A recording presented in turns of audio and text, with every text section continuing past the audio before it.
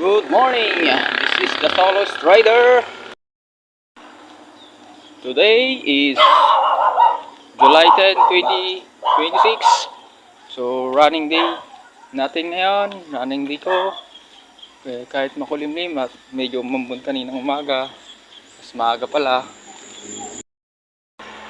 Naka-schedule ngayong araw. Mahirap naman kung mag-absent tayo sa takbo, dapat consistent pa rin tayo para mag-improve. Nag-warm up muna ako, lalakad muna ako bago tumakbo. So yung target pala natin 5K easy run. Kung mabibitin, didiretso ka ng 10K easy run. Okay, so nakapag-warm up na ako. Let's go! Mamaya ulit, update ko kayo mamaya.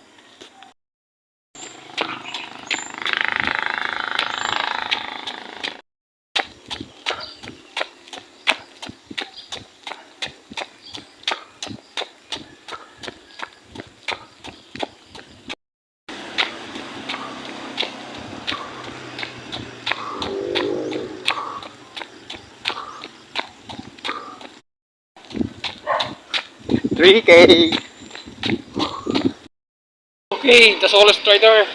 Stop ko muna yung pag-jogging, bumuhos na yung ulan. So, iwas tayo sa sakit kaka-injured. Mas magandang hindi tayo magpasik kasi mataas na run natin.